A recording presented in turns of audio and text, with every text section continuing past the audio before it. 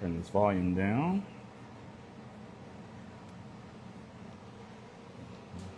Should be getting the alert that I'm live anytime.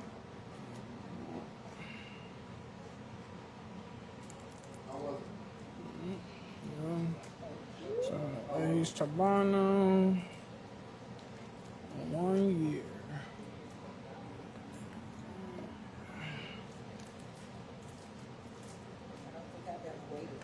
Yeah. I know why. No, you don't. You do not. You do not. You do not. You do not. Okay, here we go. So yes, we. Oh wow, we got 5 people waiting already for us. How you doing? Hey, how's it going? All right. So I don't. So Keith has them. So hey, we are on. Guillotine, but they do have V cuts. Yeah. Around here.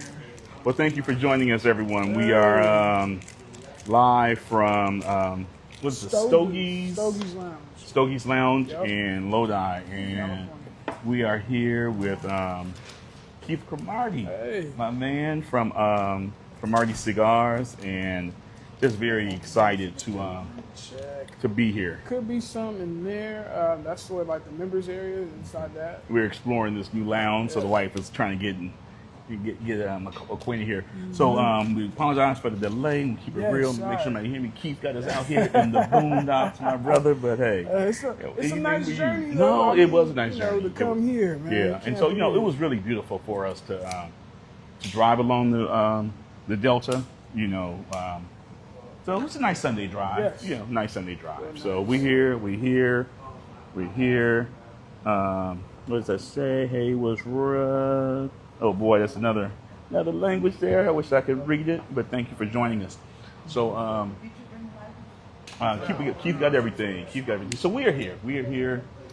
Nicole, I want to make sure I acknowledge you because I was wrong. Did you wrong when we was interviewing Pedro? Yes. All right, well, let's get right into it. So, conversations in the smoke, and so this is a special one for us because we met my man Keith about a year ago. Yes. As we were in preparation. So I think about like August. Yeah, August. Yeah. Met you through the process of the Bay Area Cigar Week, and met you actually at the event. Yeah. So brother, let's just go right to it, man. So introduce yourself. Tell people who you are and your business and everything. Nice. Again, like David said, my name is Keith Cromartie, owner of Cromartie Cigars. See, box. This is the Habano. But yeah, so I got started in this industry officially last year. I had the idea of wanting to get in the cigar industry back in 2023. And so that's when everything kind of started coming to fruition, meeting certain people, having various conversations, and opportunity presented itself where I was like, you know what, let me do it. If I don't take it, I'm gonna regret it. So you light it, brother, real quick. Sorry. So, yes. Okay. And then so got my first shipment last year in July, and I just started hitting the ground running. One solid year. Okay. Amazing. So what I have in store for you guys.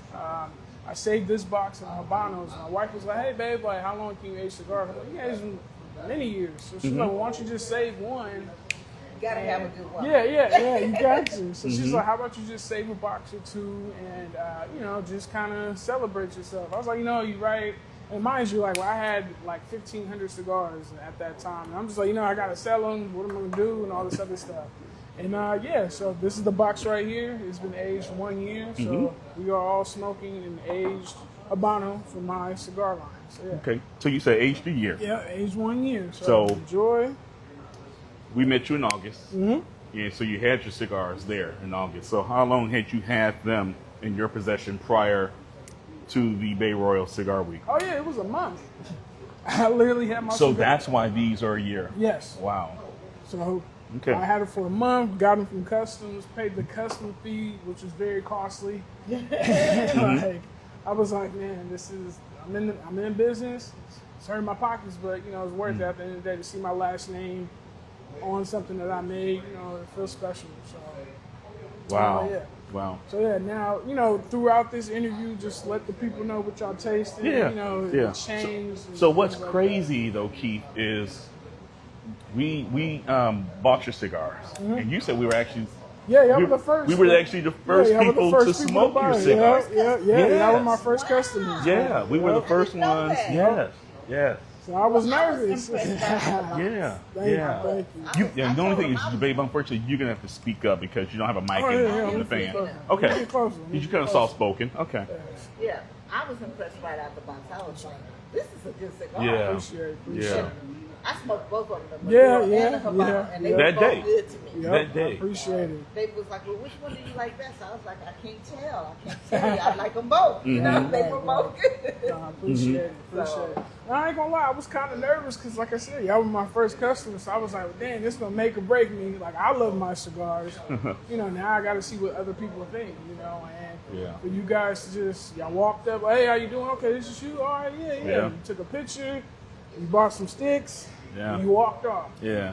30 minutes later, hey man, hey this is good. Yeah. Like you really did. Like this is really you. I Like, think we started posting it right there on the spot. Yeah, and right there on the spot. that was about the same time we started, kind of increasing our followership. So some people were following that was there, and so you did pretty good that day. I appreciate it. Yeah, it was crazy because again, it was like Ron said it was about like 700 to 800 people there, like coming in and out. Yeah. So again, a lot of people brought their own cigar. Yeah. Yes, we did. Yeah. Yes, we did. Brought their own sticks, and I was the only cigar vendor there. So I was like, all right, this is real. But everybody kept coming back. Hey, this is good.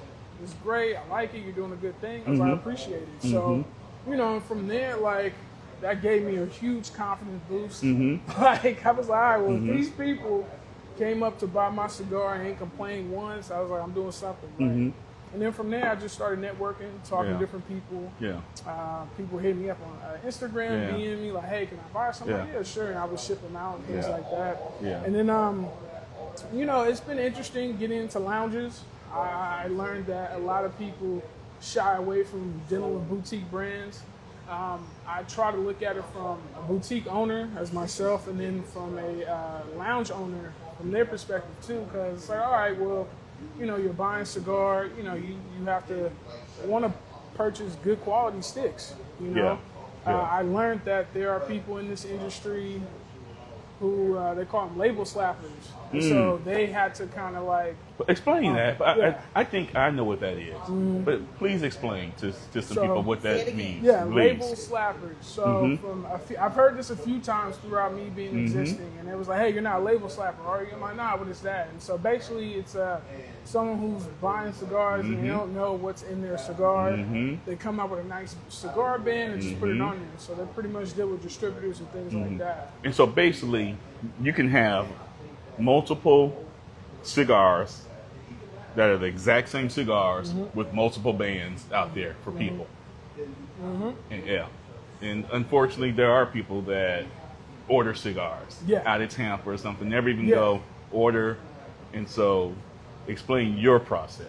So what makes you not a label slapper? What makes me not a label slapper is that I actually deal directly with the factory. I met a man back in 2024 by the name of Luis Chabovilla, and him and his family been in the tobacco industry. Well, he's been in it, say, about like 14 years, but his family's been in it for like 50 plus years. So, owning farms and things like that. And they have their own factory brand, which is called Flor de Mi Pueblo, which stands for Flower in My Town. And so when I met Luis, it was at my old job.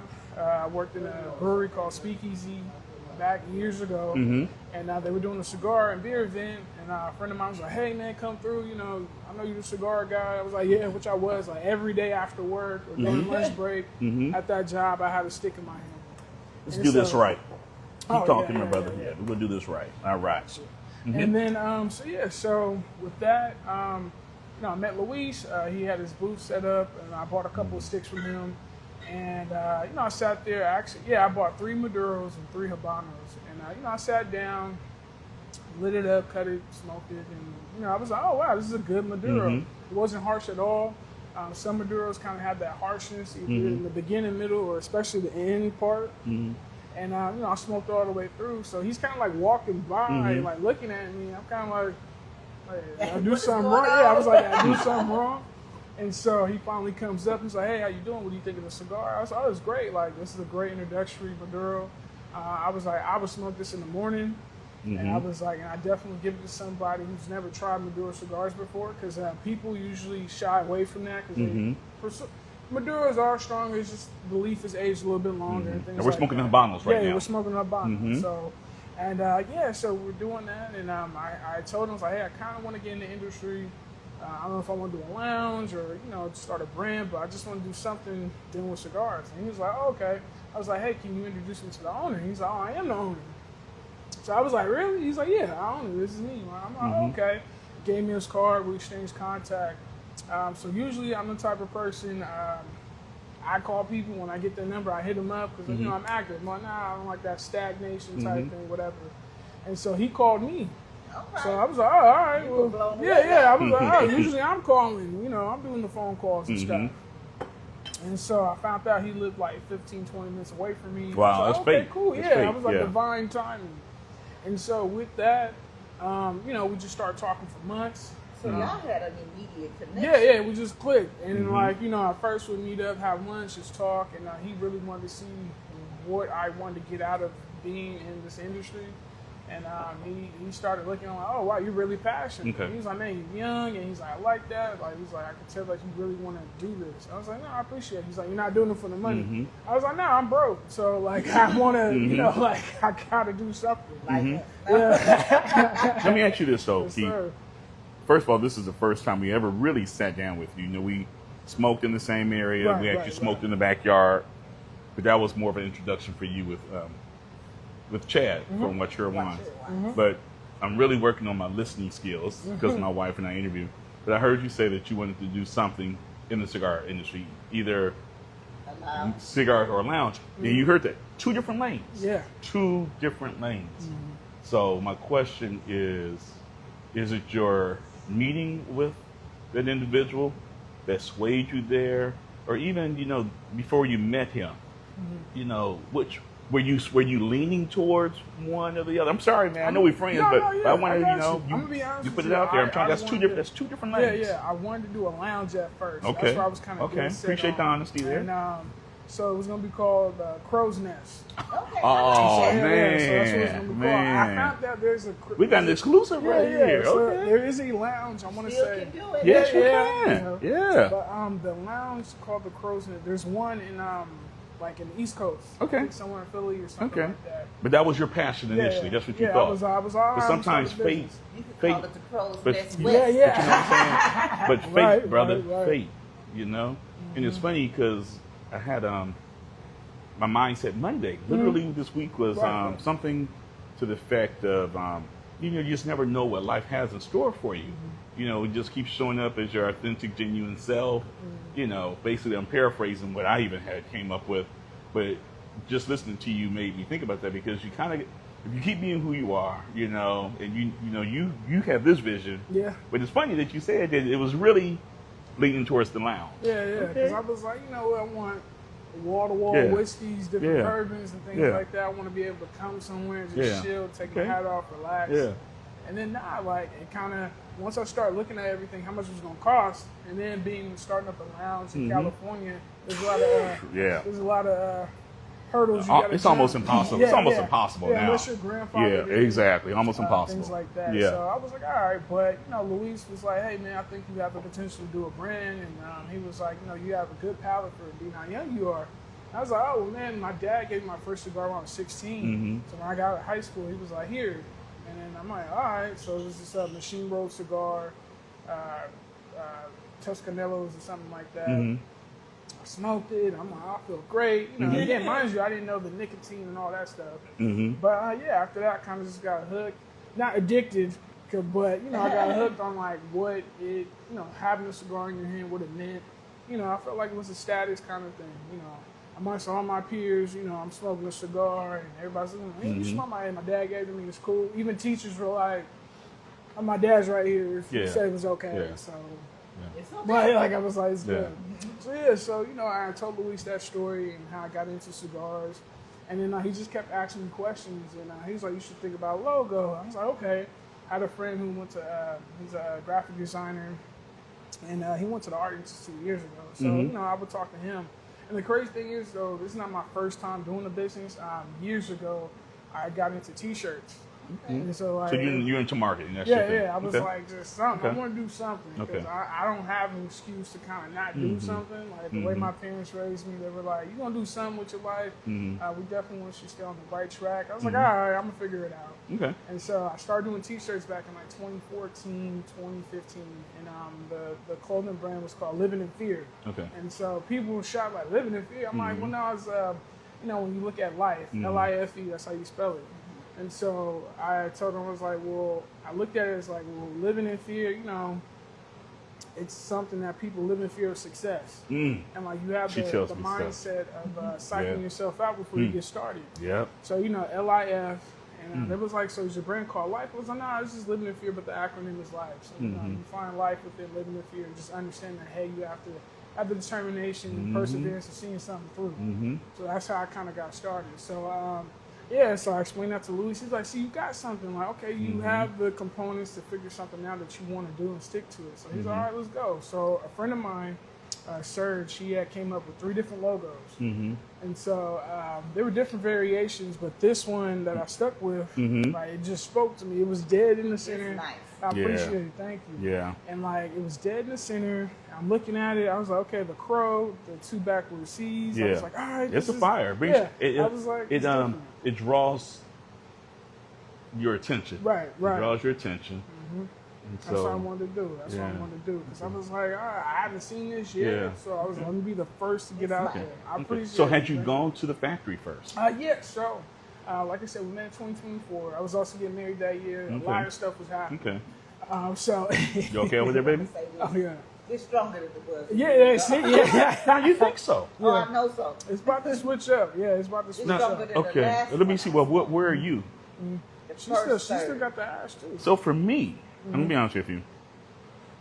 And maybe okay. So we're switching gears to the cigars again now, and so we're all smoking the same cigar. We're smoking Habanos, and so what I noticed about your Habanos last time was that they're not super strong, you know, and so to me it seems even more mellow to me, Really? and that's just my palate. How about you? How is For it? me, so when I first had it, like I said, I officially hit a year July like 3rd.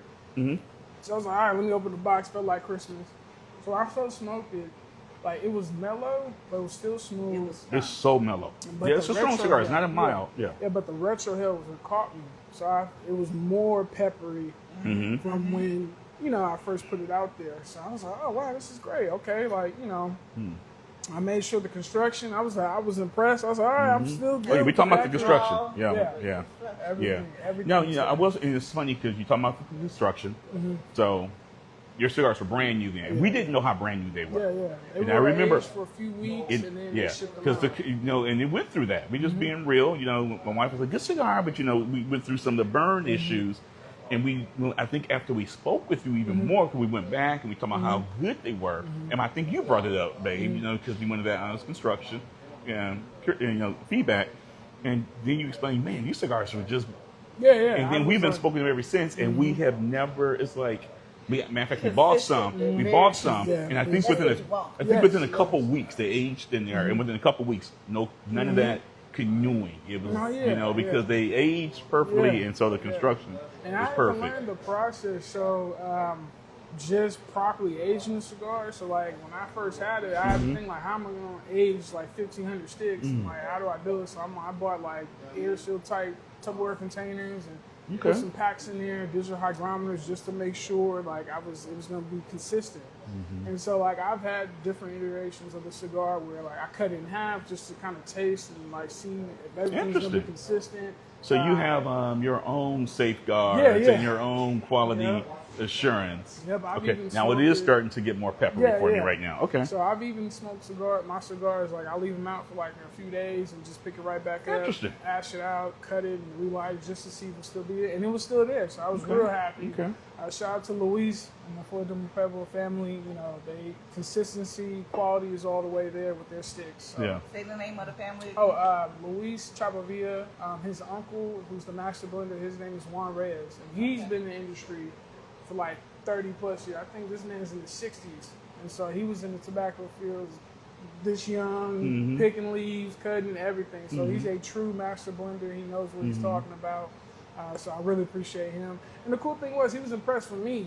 So like I was like I was caught off guard. I was like, man, me? Like he's like, nah, like you. And mind you, it was a language barrier, so we had people translating. So I was like, are you saying what you supposed to say? I'm like, yeah. I pulled out my phone. And I was like, we translating back and forth and stuff. So it was cool. But yeah. It's funny you say that because we sat down with Pedro from Drew Estates.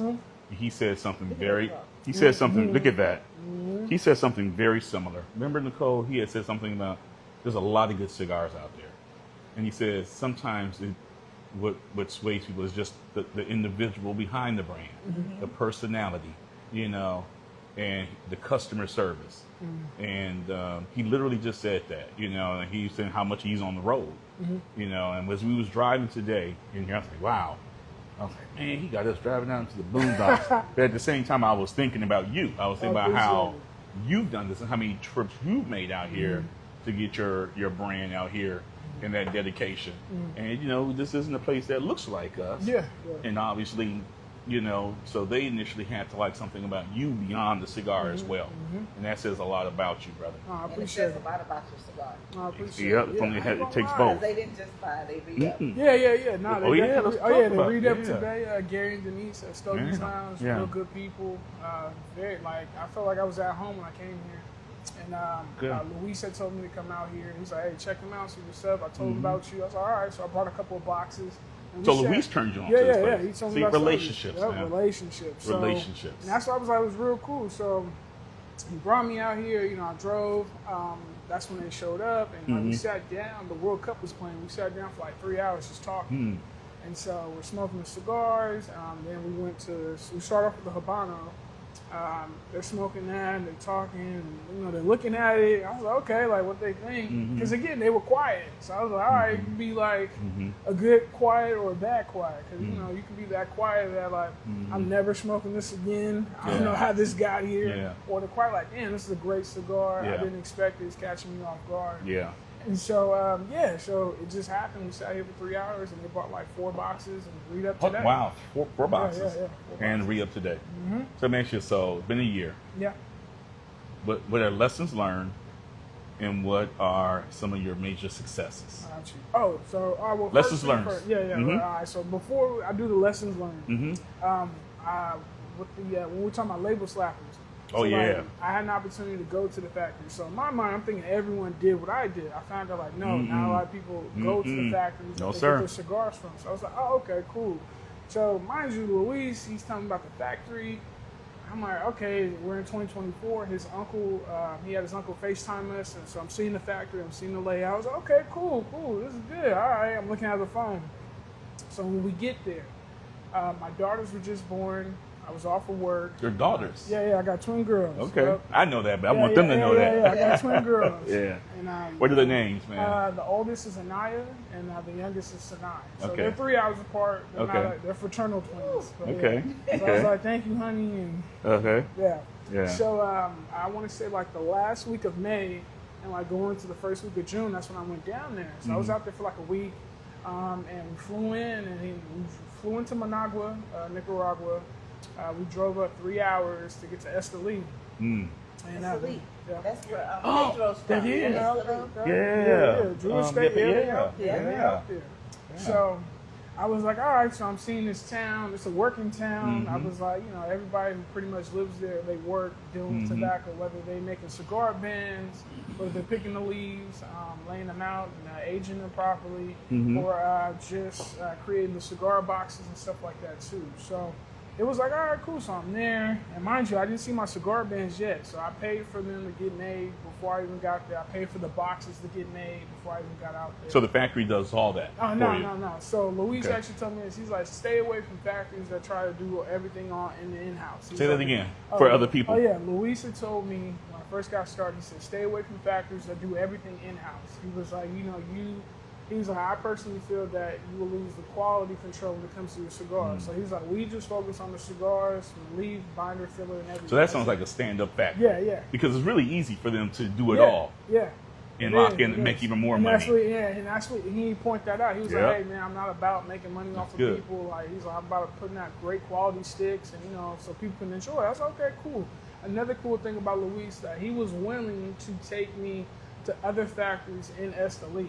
His competition. He was like, hey, you don't gotta work with me, but let's show you. Wow. And I was like, all right. So we driving around. He was Wow. like, you want to get out? I was like, nah, man, let's go to work. Let's make this happen. I appreciate you just willing to do that. So thank you. Stand-up guy. Yeah, very stand-up guy.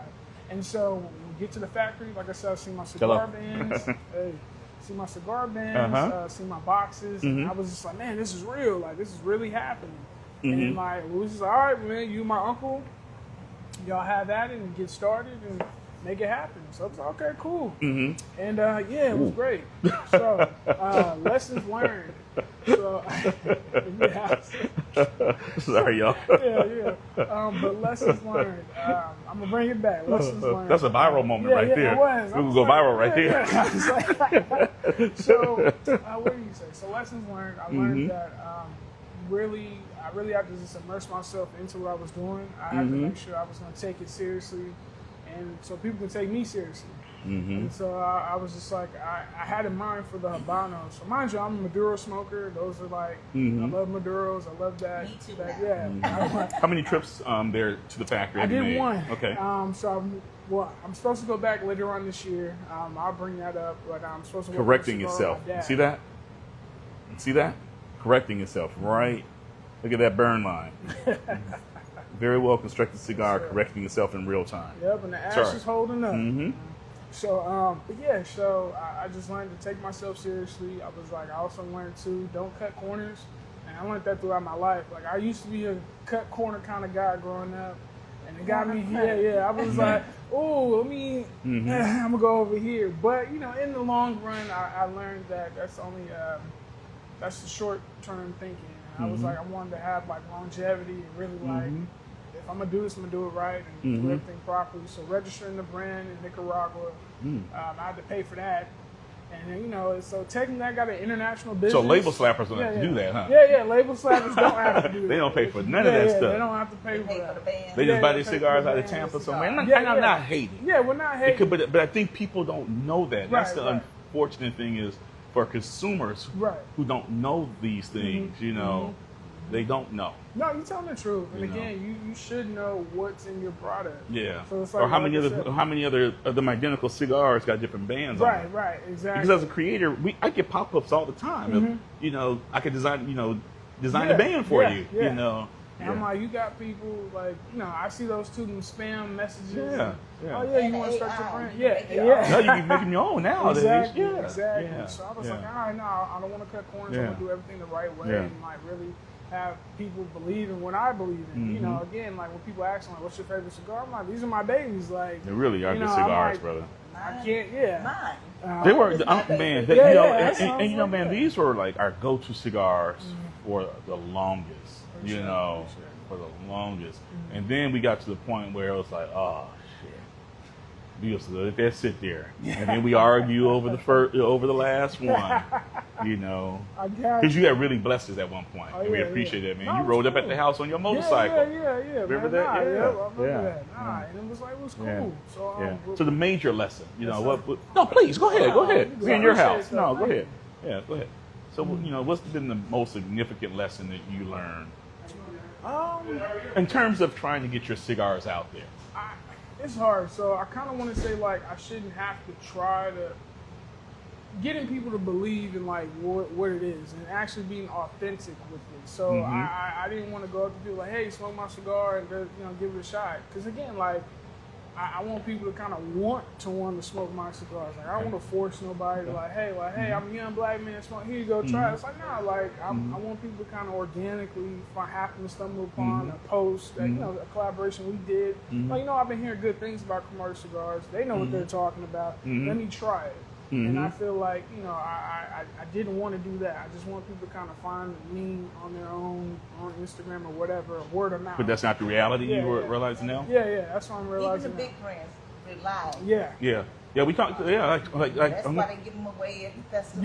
Yeah. And be honest with you, so in our conversation with Pedro the other day, how many days a week I mean, days out the month. He says he's 15 15, 18 days. out the month. He's out there on the hustling. road, man. You know, and so that's a lesson that you've learned. So did you find it that you had to? I wouldn't say humble yourself, but you had to shift from who you are, what you expected to do. It's hard. So for example, like I said, when I first got my shit, and before I met Ron, in that story, I went to a spot in Alameda, and so mind you, I didn't, it's my first time, like whatever, and I gave her 10 cigars. I was like, here you go, here, try these. That's a lot of cigars to give I was like, here you go, try Yeah. it. Again, me not knowing, I was like, I could just give her 2. Like, but now, and again, I'm new. Does how many come in the case? Yeah, 15. So you gave 10. Yeah. To I one gave 10. place. Yep. Okay, all right. Gave her a box. Okay. That's why I was like, because I'm like, all right, I want them Okay. to, buy it and stuff. Yeah. And so Yeah. I found out, she was like, hey, like, me and my husband were not a fan of the Habano, but we enjoy the Maduro, so let's just buy 1 box. Okay. So in my mind, I was like, I only got 2 cigars. I'm like, there's only 15 cigars in a box. I'll just take the 2 boxes. It's 30 sticks. Like, I don't, it's not a situation where you're losing out, And again, I didn't even know how much I was going to sell my cigars wholesale price. So it could have been it could have been anything. But she was like, no, we'll just want to buy 1 box. And at that moment, I was like, all right, well, look, if I do this, I know it's going to affect me a certain way. I was like, well, hey, I know both boxes deserve to be in there. And so I said no. I was like, nah, I'm cool. She's like, all right, well, good luck to you, and that's that. I'm like, all right. So I got mad, but I was like, lesson learned. And I just learned, like, hey, I want to work with people who want to work with me, who want to give me a shot. I was like, I didn't feel it was a huge risk factor buying 2 boxes, 30 cigars, like it's simple. But from an owner standpoint, people who own lounges, they don't want their cigars to sit there for some time. Okay. And that's something that you had to learn. Yeah, I had to learn. So they was like, well, you don't have a name. Who are you? Yada, yada, yada. So I was like, all right, whatever. So I said no to her. I went to another location in San Francisco, and this is what happened to meet Ron. So a gentleman by the name of David, I met him at a cigar event back in 2023, which has been cool. So he also knows Ron. And so he's like, hey, man, like... Ron Ford. Yep, Ron Ford. Ron Ford. Bay Royal a lot of people know Ron in the cigar industry. So I was like, all right. So I met Ron back in 2023 because he did a Stogies night with Dave Hollister. So I remember that. Didn't you go? So Okay, I remember that. I gotta bring it back. Yeah. So 2023, I went to Costa Rica, went to a cigar factory in there with my wife. She was like, hey, like, what do you want to do for your birthday next year, 2024? So originally I was gonna go to the DR. I was gonna take money out my account and just go to the DR and just knock on factory doors. Like, that was it. So you have a trust fund or something, yeah, brother? Nah, man. Hey, it was working OT, just saving my pennies and just OT. like, So you blue collar worker, blue collar work, man. Okay. Work for the city, man. Like, I was like, I'm gonna do that. And then I just happened to meet Luis, and then went to a different direction. So that's how the cigars became Nicaraguan. Okay. Everything is already pre-planned. Yeah, it is, and it feels Divine. like the divine timing, like, and it feels like this. So I was like, all right. The So, relationships, everything. Exactly. So I met Ron in 2023 at Stogies event with Dave Hollister. The cool thing was this. So Dave, he was like, hey, man, I talked to Dave. I want you to meet him. Okay, cool. And so Dave Hollister was putting out his own cigar that night, too. So my dad I remember. Yeah, my dad bought a couple of sticks. Yeah. And he went and he was inside. And so Dave was outside. He's like, Keith, come on, meet Dave. I'm like, all right. So I meet Dave Hollister, shake his hands. Hey, man, I grew up listening to, my parents. I was like, Blackstreet, I did all that. And so he's like, all right, somebody tapped him. He's like, hey, you got to go. He's like, hey, I'll be right back. I got to perform. So I tell my dad to come outside. So me and my dad are sitting in Dave's section. So people are looking at us like, what the hell y'all doing? Yeah. What are y'all doing over here? Yeah. And we're just chilling, we smoking, vibing. So one of the host waitresses was like, hey, Dave's coming back. You don't have to get up. He's like, all right. He came back. Me and my dad get up. He's like, nah, sit down. Like, we chilling, we vibing. I was like, oh, okay, cool. So he was like, so what do you want to do? And I said the same thing I said earlier. I want to do either a lounge or a cigar brand. I don't know. He's like, hey, if you do a cigar brand, make sure you're in the entire process all the way through. I was like, what do you mean? He's like, don't let them just give you cigar and you print out some labels. Like, really know the quality of cigar that you're getting from the factory. Know what's in it, so people won't try to play you. And he's like, in the factory won't try to play you. Like, really be in there. I was like, okay, cool, thanks, Dave. And that was the last time I saw Dave. So just having that already in my head, and then meeting Luis the following year, a few months after. Same thing. Yeah. So it worked out. Mm-hmm. And then, like I said, we go to SLE, we fast forward to 2025, go to SLE, everything, and worked on the cigar. So the Habano is a Honduran wrapper, Okay. Nicaragua filler and binder. And then the Maduro, it's a Puro, so everything comes from Nicaragua, wrapper, filler, and binder. Mm-hmm. And so when it came to doing that, the cigar for the Habano, I was like, again, like I told you, I'm a Maduro smoker. And, you know, I need that kick. You know, I need that spiciness. You know, I need something. I need that body. That's spicy. No, yeah, It's I'm a power smoker, Yeah, unfortunately. yeah. And so I'm probably hitting into the second, third, and it's really transitioning. It's that first third. You know, I was enjoying the draw as always. It has a wonderful draw, and then the pepper kick. Literally after I was talking about how mild it was, Yeah. it's like the pepper hit me, and then the pepper smoothed out. Yep. And Yeah. I said the tail end is going to switch up a little bit Yeah, more, but yeah. a lot of people like there's a natural sweetness to it. Yeah. People are like, is it flavor? I'm like, no, it's not flavor, but the wrapper's kind of a little sweet. Same thing with the Maduro. But yeah, so I smoked 5 to get the iteration I wanted for the Habano. And like I said, when I first had it, so when the cigars are firstly, you know, rolled and made and everything is fresh. Everything's fresh. So everything just it's very strong. And so when I first had this, it was like a sweet, spicy. I compared it to like a jalapeno, like sweet jalapeno or something. So it was just super peppery, white peppery, and the retro hill, everything. And I was like, man, this is my cigar. This is. I was like, well, no, it's gonna taste somewhat similar like that, but we gotta age it. You know, he was like, government regulations, you gotta age the cigar, and you season them for like minimum like 72 hours or something like that. And then he's like, from there you can kind of age it as long as you want, as long as you just rotate and let them breathe properly. I was like, okay, cool. And then when I smoked,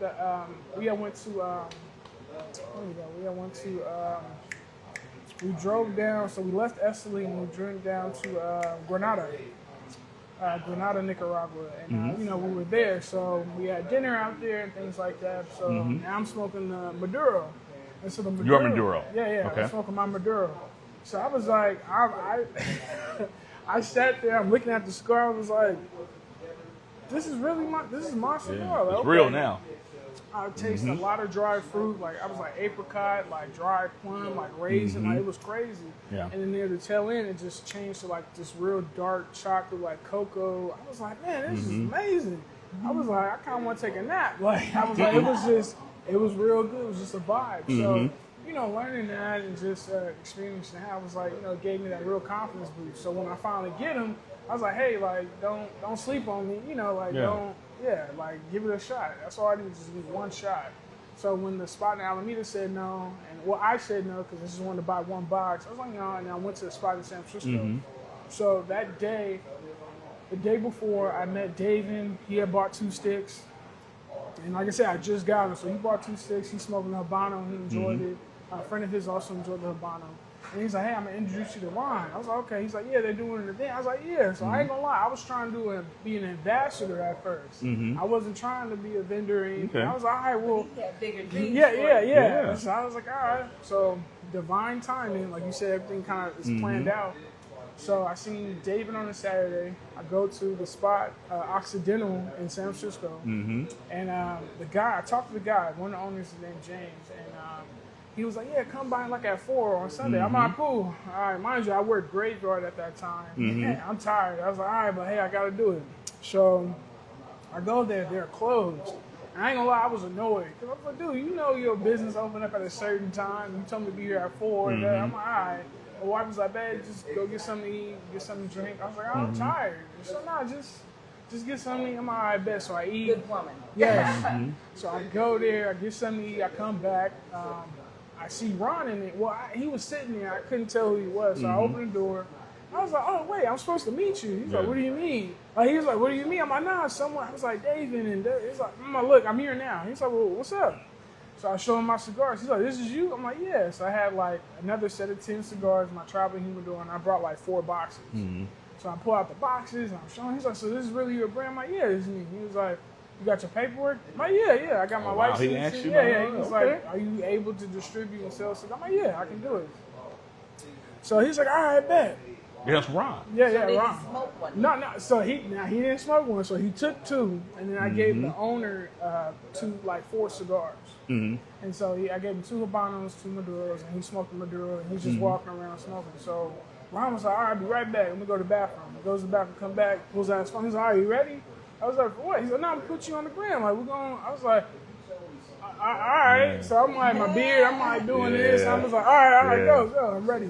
Yeah. So, That's funny because I didn't know who you were. yeah, no one knew. Because So- literally, because Ron had just locked in ambassadors. Yeah.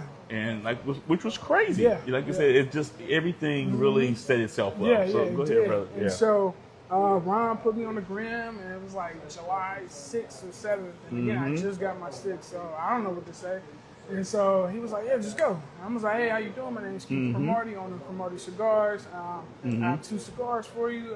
Hopefully I'll be in attendance of the Bay Royal weekend event, selling my cigars. So I just told him, like, what was in each cigar and the story. And I'm like, hey, looking forward to seeing you at the Bay Royal event. Yeah. And that was So that. you didn't even know he wanted you to sell. Yeah, I it. didn't know. I didn't Yeah. know. So you sold it yourself. Yeah, There you go. Yeah. So I do that. Spoke So- that into you. Yes, Yeah. yes. So Yeah. I was like, all right, well, do I look normal? So like I was like, You know all what? right. You just being yourself. Yeah, and that's what he was saying. You He's like, gotta just just go. be That's that yourself. authentic and genuine. And I'm Yes, glad you yes. finally get it. I just do get it. yeah. I get it. I Yeah. bring it Bring it in, in all the But time. she used to tell me I say it all the time, and really, I still would. say it. You know why? I say it all the time because I'm really saying it to myself. Because I spent 40-something plus years of not being my authentic, genuine self. And there's only one you. Yeah, There literally is only one you. right. And yeah, these are amazing cigars. They're amazing Appreciate it, cigars. appreciate it. But you could be an asshole. Yeah. And your cigars, nobody would not even Yeah. know anything about your I ain't gonna lie, cigars. I met a few assholes in this industry. And they probably have amazing cigars. Yeah. You know, so I mean, and I think that's what drew us to you, Keith. Is remember that day. You and your wife. One thing was you and your wife. And your mother and father. Yeah. To see the family affair. Oh, my frat brother. Yeah. Had said something the other. Yeah. After that day, he was like, he didn't just mention you. He said the Cromarties is an amazing family. Right. I mean, you guys show up, man. And your wife got the babies. She's in and out of the car with the babies. Your dad is always there, man. You can just see the pride in him. And you guys are hardworking people. You're not, financially, where you I got ain't that got type of money to do this. And so, so the biggest lesson, and then I'm going to get to your successes. I got to control this I got you. conversation, Yes, brother. sir. Yes, sir. Keep it moving. Yep. So what is the biggest lesson learned? Our biggest lesson learned is just work with people who want to work with you, and again, and people who want to see you succeed, and just want to be a part of the story. Yeah. And so that's why I really appreciate you guys. Yeah. I was like, again, y'all being the first people to buy my cigars at my And I first forgot about event. that. We literally Yeah. thought about that today. That we literally were the first ones to buy them. First one. So I Yeah. was like, thank you. And smoke them Yeah. outside of your circle. You could have put them in your humidor. No. And we went about and your- we had Yeah. and we had other cigars. We were Yeah. there, like you said. We had other Y'all cigars. was ambassadors. And we Y'all actually was smoked doing some it. other Yeah, cigars, yeah. but my wife was like, "No, let's smoke them." And and we went back and we bought some more. And but yeah. So what was but the biggest lesson for you that you had to step out of your comfort zone or of what you normally do? What's been the biggest thing for you that you had to shift and do, Keith? Again, just stand behind my product and believe in myself. Mm-hmm. So again, I could have had a. How you doing? Happy Sunday. Happy All Sunday. right. So Uh-huh. I could have been discouraged at that moment when Mm-hmm. I could have gave in and be like, all right, just take one. Mm-hmm. Fine. But no, I stuck to my guns. Like I stood my ground. I'm like, you know what? I believe in myself. I believe in the product that I have. And I was like, fine. They say no. I'll find somebody who's gonna say yeah. Okay. And so I was like, that's what I did. So when I went to the spot, Occidental in the city, when I met Ron, Ron was meeting other people, preparing for the event and stuff like that. I talked to the owner.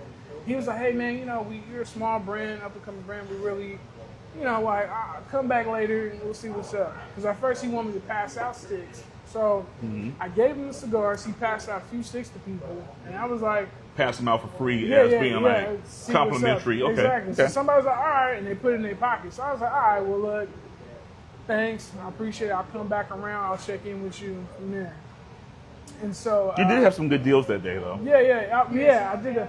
We're wonderful. Thank you. Thank you. Hey, so we're at the Stogies Lounge and excellent customer service. Yes, Got to yeah. shout that. Lodi, Got to shout that California. out. Got to Yes, shout that yes, out. yes. Okay. And so so I just kind of really like, I made sure not to get discouraged. I was like, hey, I'm new, I'm up and coming, and hey, not everybody's gonna like my cigars, you know. Okay. So I had to accept that, and I was like, I understand to take constructive criticism. So there were a few people like, hey, one person primarily, he had got a free cigar.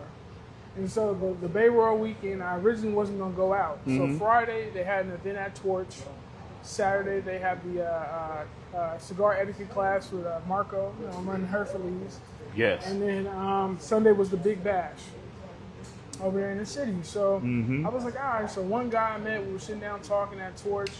I'm gonna smoke my cigar. And then someone's like, wait, you're on the flyer. I'm like, yeah. So it was all right. Well, so dude was like, all right, I'll take one. I'll let you know. So he seen me the next day on Sunday. He's like, hey man, it feels kind of loose. Great cigar, but I feel like it's not full all the way. And I was like, all right, well, in my head I was like, well, you took one. So I was like, how about you buy one and then maybe it'll change. He didn't buy one.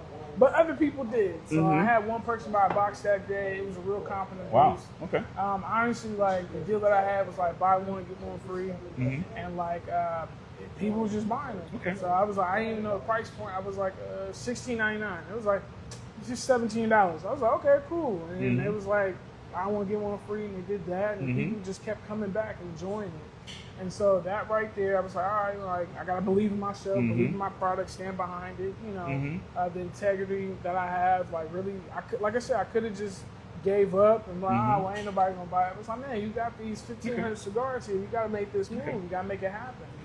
And so I kept reminding myself, somebody's gonna say no, but it's gonna be people that's gonna say yes. Just keep going out there. And so so just remind myself, stick to my guns. Don't compromise something, just really just be understanding in that situation. Yeah. And so, so Bay Royal, I almost sold out. If I would have stayed longer, I would have sold out all my cigars. So I had Stay tonight? No, I got to have They the had girls. you babies at home. Yeah, have the girls at home. Yeah, they had you babies at home. So, but I made No, you ain't got to tell them about it. Well, I made a good amount of money for my first event, and I was ecstatic. It was great. Yeah. So have you recouped in this 1 year? Would you say you recouped? Well, yes. Have you broke even? Yes and no, because every time I make every dollar that I get from people selling my sticks, How's it going? Happy Sunday. Back in the business. Hey, how you doing? I just put it back in the business. Okay. So I was like, maybe this year I can kind of finally break even because I spent over 20 grand. So over. And that's kind of good that you say that and you put it out there for some people because some people may wonder. What is the price for that? Right. And was that including everything? The cigars from the factory, your brands? That was just that. So the bands, I spent $1,000. So I think it cost a penny or something. I got 20,000 cigar bands, 10 for the Habano, and 10 for the Maduro. Boxes, I think I got I purchased 70 cigar boxes, and I paid I think close to $8, $9 for that. And I just.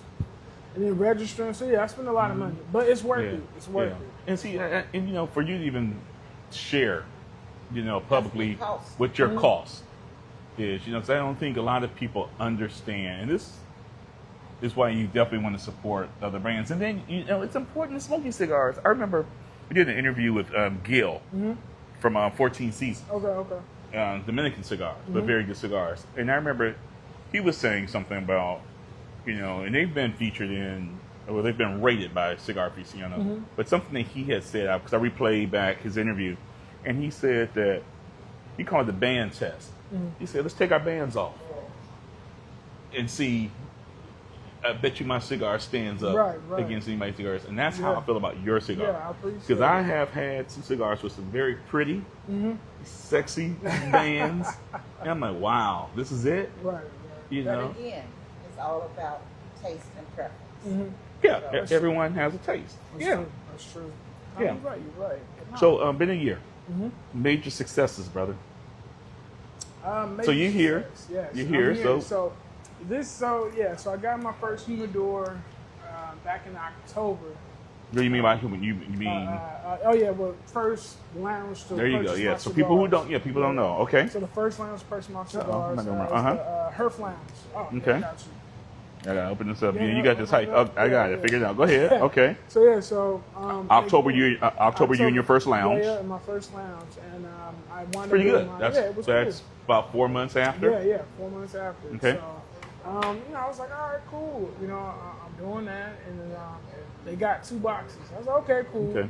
I was like, all right. Can we pivot real quick? Yeah, go ahead. Someone is asking. They just joined. They want to know what cigars we're smoking. I'd rather for you to do that. The luxury. Yes. So we are smoking my Habano cigar, but the special thing about this cigar is Well, that who are? What brand are you? Oh yeah, Who are you? again, we're smoking Cromartie Cigars, the Cromartie Habano. And how can you get Cromartie? Oh yeah, if you can get them at various locations. If you're in Las Vegas, you can get them at Tap and Ash. So now we into some Yeah, successes. Yeah. Okay. You can also get them here at Stogies Lounge In Lodi, California? California. Okay. And you can also get them at Don's Tobacconist in Birmingham, California. Okay. So yeah. And? So, and if you want to, you can order directly from me. Okay. Hit me up in my DMs, and yeah. you can So- make it happen. Instagram? On Instagram. So yes. 3 lounges. Yes, 3 lounges. In less than a year. Yes. And potentially, I know you're talking about, you're in some talks with others. Mm-hmm. So you're actually in another state. Yeah. Vegas. So for grand success. Like I said, I met Melvin like in passing because he was also there at the Bay Royal event, and then he was also there in 2023 at Stogies Nights with Ron. Mm-hmm. So I'm seeing the guy. He's wearing a Tap and Ash blazer. I was like, okay, Mm-hmm. all right. I do a little hey. He's like, hey, how you doing? And kept it moving. Yeah. And so he did the same thing at Bay Royal event for that Sunday. And so people who are members there was like, hey man, yeah, you get a chance, come down to Vegas and make something happen. I was like, all right. So last year in December, me and my wife I went to Vegas for a concert. And I was like, you know what? Let me check out Tap and Ash. First time there? Yeah, first time. What'd at you think Tap of and it? Ash. It was great. It was Yeah, beautiful. Like I enjoyed yeah, it. And I was yeah. like, the ambiance was there, like the Yeah. vibe, the feeling, like Yeah. you feel very welcome Yeah. when you walk in. I was impressed by Tap and Ash. Yeah, Yeah. it Yeah. takes the top notch. Yeah. And, I was like, dang, this is cool. Yeah. So I met the general manager, Tamika. I know. Yeah, she runs the social media, Yeah, everything. from the Yeah. social media. So Yeah. I walk up to her. First, I went into the humidor. So this is what I do. Every time I travel or do anything, I always make sure I do something cigar related. So my wife knows, like, You gotta write them taxes yeah, off. well, yeah. I didn't even think about it. So at that time, so before I would just travel. So Yeah. another tidbit. I'm a Saints fan. So if you look at the A cigar, what fan? Saints. Okay. Yeah, I'm Okay. a Saints fan. So I love black and gold. As you can see, I got my jacket. Okay. Cromartie Cigars. Just as long as you ain't represent. Okay, I thought you're not an alpha fan. Yeah. Okay, Yeah, okay. that's why I did it. So, Okay. so when I got the jacket made, I told the guy I'm a Saints fan, so do the color scheme. Like, he's okay, cool, got you. And so the cigar bands are black and gold for the Maduro and white and gold for the Okay. Habano. And so that's why I did black and gold, because my favorite team. Mm-hmm. And Maduro is your Yeah, favorite cigar. yes. So I was like, all right. So I go there, I meet Tamika. I went in their humidor first. I bought a couple sticks. And so I always like to go in humidors whenever I go to the lounges, make sure they take care of their cigars. You're supposed to rotate your cigars and let them breathe So properly. say that again. Oh, So when you're going to cigar lounges, Yes. you're actually checking out what in the humidor. yes. I check out what's in the humidor. I pick up random cigars just to make sure there's a certain give. I went to one lounge. Their cigars are hard as a rock. So this is good Okay. advice for even Yeah. people who are just customers. Yeah. You go in the Okay. humidors, just pick random cigars just to see. Now, if the cigar does not have cellophane on it, pick it up by the band, just kind of give a little feel for it. If it's stiff, I put it back. But if it has a nice little give, kind of like a sponge, all right, but not too spongy. I was like, okay, this is a good cigar. They take care of their cigars in the humidor. So I did that. I picked up a couple sticks, and just to show, like, hey, I got money. So I go in, I check out with Tamika, and then I ask, like, hey, by any chance is the owner here? And she's like, oh, yeah. He said, we're in the back. I'll go get him. So I get started. I was like, well, let me smoke my cigar first. So I cut it and start smoking, and he finally shows up. And we Melvin. talk. Melvin, Okay. yes. Owner of Tap and Ash. And we sit down, and he was like, yeah, I heard about Cromartie before. He was like, you at? I'm like, yeah, I did the Bay Road. He was like, okay, cool. Well, let's see what you got. So I give him a couple sticks and we sit there and smoke. So again, originally it was gonna be like a quick high and by type thing. And then he kind of like stopped. He's like, you know what? You do anything? I was like, no, I got some time. He's like, all right, let me show you the lounge. I was like, okay, cool.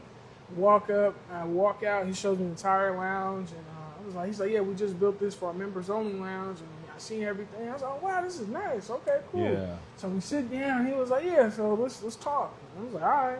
We talked for about 2 hours, smoking my Maduro.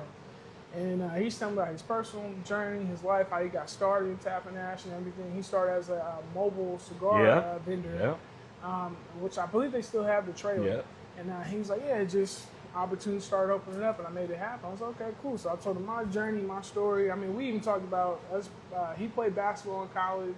I wrestled in college. Okay. And we just kind of talked You about wrestled? that. Yeah, wrestled in high school and college, man. Get any cauliflowers? No, I have a little bit right here. Okay. It's a little bit. Okay. I was like, I gotta stop. Yeah. I was like, I gotta stop. Let me slow down. But yeah, so we just sat there and just talked about the stick. He was just asking a lot of questions about like my journey. He was like, okay, hey, well, let's get you set up for cut and light. I was like, oh, all right. And that was just recently? Yeah. When was It that? was in May. May, okay. Yep, in May. So I met him December 2025, and I did my cut and light May of 2026. Okay. And so, At Tapping Ash. Yeah, at Tapping And I don't Ash. think for people who've been to Tapping Ash, they know how significant that is. Yeah. For others that have not been. No, First of you all, gotta go. you're talking about a cigar lounge in Vegas where you get worldwide foot traffic. And Tapping Ash is one of the premier cigar lounges in Vegas. So that's a huge accomplishment, brother. Yeah. No, it's real. So the funny thing was this. So we're talking for months and, seeing what's up. And then my brother was like, hey, I enjoy your cigars. Tamika enjoy it, but we're going to leave it up to the members to make the decision. I was like, all right, well, I came all the way out. Well, why did you look? So why that look though? Do you understand his perspective? Yeah, and again, because I know you're we friends, but I'm just playing both sides. I appreciate it. So his perspective of like, hey, like their members are very like they love cigars. Yeah. They go in there. They love what they love. Yes, they love what they love. So trying something new is kind of like, Yeah. See what's up. And then him investing in me. He's Yeah. like, I believe in you, but the vast majority, they're going to buy your stuff. They got to believe in you too. I was like, what? I got So that's a lesson. Lesson learned, yes. Okay. So I was like, all right, well, hey, I'm flying to Vegas. I brought like 200 cigars. I brought some boxes and just see what's up. And I also had worked with Old Hillside Bourbon. So I met one of the reps there, and we started talking, built a relationship, built a good rapport. And the deal that I had was you buy a Cromartie cigar, and you get a complimentary pour of this bourbon. They call it the Trifecta, black-owned bourbon company, Old Hillside. They're based out of North Carolina. And then, so that was the deal. Like, you buy a cigar, you get a pour, and you get to pair with it. So fast forward, we get to Vegas. I'm there. Luis actually called me. He said, hey, man, you got this. Go ahead, make it happen. Let this cigar speak for itself. I was like, bet. So we get there, make it happen. I set up in front of the humidor, and I had my stuff, had my signage and everything. I debuted my jacket. Okay. So this is the first time I'm wearing the jacket. I'm feeling myself. I'm like, all right, yeah, let's do it. It's time to shine.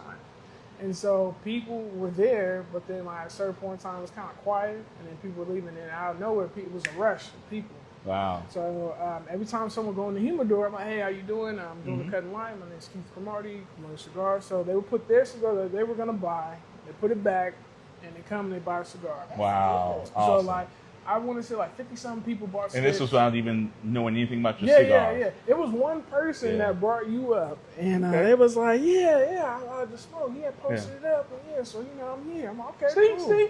So it worked out. Got a little credibility. So it worked out. Yeah. So I want to say 50-something people bought my cigs.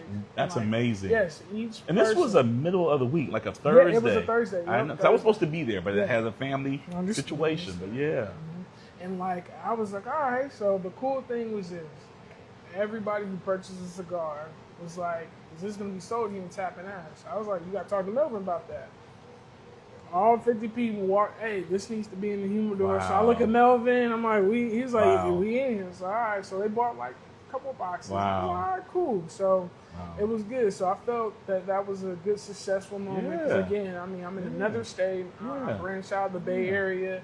And Melvin knows the cigar business, man. And, you know, so, that was, that was real. educational Yeah, for it you, definitely was. but also It definitely uplifting was. for you to hear from customers right on the spot, Yeah. and for some people to buy cigars just off of the interaction with Yeah, you. yeah. You It was know, like, I give it a shot. yeah, Just yeah. I want my money back. I was like, I don't know. Did you have to give any money back Yeah, that yeah, night?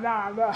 But the good thing is no one has tried to return the cigar, so I've gotten great feedback. That's good. So that was a good success. Yeah. Just being out somewhere different, and you know, again, like I'm a local brand, you know, boutique brand Yeah. out of the Bay Area. You know, born and raised San Yeah. Francisco, so Yeah. you know that Yeah. means a lot. Yeah. So much to me to just be able to branch out, Yeah. and I'm in a whole nother Yeah. state. So like that Yeah. felt good too. So I know that you hoped that this would happen in a year. I mean, otherwise you wouldn't have made that investment. Yeah. But make sure, but realistically, that you expect to be where you are. I mean, hoping, but also, you know, being practical and being realistic. Be honest with you. Are you pinching yourself a little bit? Yes, I do that a Yeah. lot. And that's good. I do that a lot. I was hoping you would say that. No, I Because, do it you a know, lot. you are very fortunate. No, I you know. appreciate it. And honestly, like I didn't expect the reaction I got from everybody. It was definitely a situation where I was just like, this is real. Like even being in the factory, so like, every time I make a sale, every time, you know, Lounge buys boxes from me, I'm Yeah. like, man, this is real. Like I'm really doing it. Like Yeah. I couldn't, if I went back in time and told myself, like, hey, man, like, you about to do something incredible. Yeah. Like, you know, it's something that you least expect, and just go with the flow. Just make it Yeah. happen. Don't be afraid. Because to keep it 100, like Luis, you know, I kind of looked at him like, dang, like, he really don't need no friends. He got a lot of friends. He got people Yeah, because in his life. you showed me in the humidor that he has several. Yeah. And he actually, you know, turned you on to them. Yeah. And you know, and you bought them cigars. yeah, I mean, yeah. so he's, you know, brought you to compete against Yeah, his cigars. And that's the thing. When And you think about that. When he told, so we did have a conversation about that, and like people have asked, and it was like, hey, well, like, how do you feel if someone, you know, he makes a cigar better than yours? He's like, doesn't matter. He was like, it's a team effort. He was like, again, like, I just want to see this young man succeed. You know, he looks at me as a little brother. You know, I really appreciate that. And no one cigar is the same. Yeah, So no. it's not like you are competing. Yeah, exactly. Yeah. His Now I will wins say that about is- that. I will, Luis. And what's the name of the factory? The factory, Tobacco de Nicaragua, but their brand, the house brand is Florida Democrat. So I will say this: I have smoked other cigars out of that factory, and that is a very good factory because the other cigars that come out of this factory, they're selling local. You know, I'm not going to mention the brand I have up outside, but the wife and I talked about that. Once we found out that it was the same factory, I will say this: totally different cigars.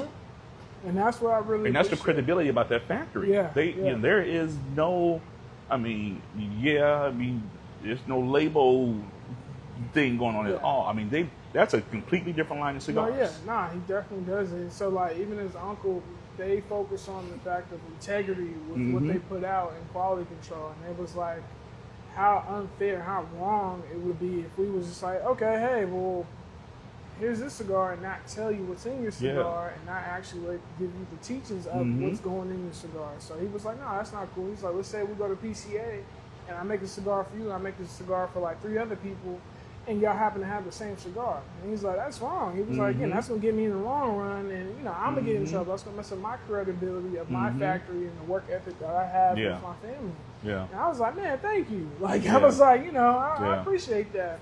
And so he was just like, yeah, he's just been honest and fully transparent since the day I met him. So I really appreciate him. Okay. And like, you know, him and his uncle taking him to the wings and like just Okay. yeah, it's great. Every time his uncle flies out here to do some stuff, like we always link up, sit down, Yeah. smoke a cigar together, just kind of Yeah. talk about ideas and things. So I really appreciate them. Okay. But success with Tap and Ash, you know, being the first and only brand out in the Bay in there, which I'm like, that means a lot, you know. And again, You should be Melvin- proud of that. I saw yeah. that little part. You know, Yeah, that's Melvin all could I have know. said, he could have said no. He's like, no, like we're not gonna do it. Yeah. And the real compliment is when he told me that when we smoking my Maduro, he was like, hey man, I want this in my personal humidor. Yeah. Your Maduro is my favorite Uh-huh. out of the 2. Mine too. Yeah, Yeah, I yeah, got you, yeah. I got you. But this But is this no, about- I Yeah, love it. no, I appreciate And it. this year long, I appreciate it, Yeah. man. So Wow. this is This is so you smoked some before? This is your first No, year this too. is my second time. This is Okay, my your second second time. time. So when I hit, like I said, July 3rd, I made it officially a year when I got my first Wow. order. I was Okay. like, all right, let me open it up and smoke it. And I was like, man, this is, all right, it's been holding up and okay, it's doing its thing. Yes, Man, it broke apart or nothing. So Yeah. I called Luis. I was like, hey, man, the quality is there. Yeah. Thank you so much. Yeah. But yeah, so another Yeah. success. So like I said, the first humidor I was in, they read up, but then they told me that they were doing a reconstruction period in the humidor. So it was like, hey, we're trying to figure out like what's gonna sell and things like that. So mind you, the cigars that they purchased from me sold out. Okay.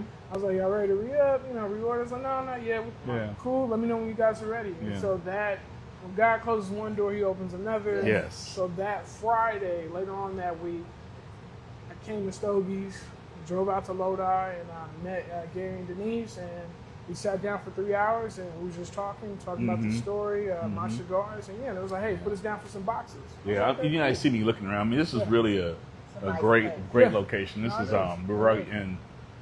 I don't know if this is Main Street, but it's definitely Main Street. Even if it's a different name, this is a very old Yeah, because City town. Hall is like right across Yeah, the street. we're right across the street So, from yeah, City so- Hall, and I'm looking at a brick wall over there. I mean, I'm gonna take some footage in No, here, yeah, but it's real nice, real it's a nice. very, very nice place. Very nice Real place. indeed. And so, Yeah. what else? So yeah, and then that following weekend, I went to Burlingame, and so the owner there, his name is Don Gross. So what's the name of the lounge? It's called Don's Tobaccons. It used to be called Burlingame's Tobaccons, but he changed it because he's owned it for a couple Okay. years now. Okay. So Don's Tobaccons on Burlingame. So you're there? Or are you going to be there? No, I'm there right now. Wow. So yeah, so Okay. we were either gonna do the interview here or we're gonna Okay. do it in Burlingame, but they're Okay. closed on Sundays. And then Don, he's out of town, so I was like, all right, well, I could have hit him up like, hey, can you open it up on Sunday? But yeah, but he's out of town. I think he's in St. Lucia. So you may just take the country. Yeah, country route. I tried, but I really It was a wanted y'all to nice see- it was a yeah. nice Sunday Yeah, drive. yeah. You It was a know, the wife lovely and I was Sunday just drive. saying. The unfortunate thing is, so if if you live in the Central Valley area, or around the in the Delta, Bay. or Yeah. if you're visiting too, Yeah. because a lot of people, because we didn't know it existed, so there's not a lot of cigar lounges. We're all kind of spread out, so I would definitely, especially if you're out, visiting the Bay, I would definitely put this on your list because Lodi is a wine area as well too. And wow, she showed you how many bottles of wine, babe? Yeah. 9 different Yeah. bottles of wine. Yeah. All different. Yeah. I mean, and I don't know about any award winners. I'm pretty sure they may have some, but it's definitely. I saw a special about the area, so it's definitely a destination for you. To come out here and do some tasting because you're drinking some wine as well Try too. oak leaf. Okay.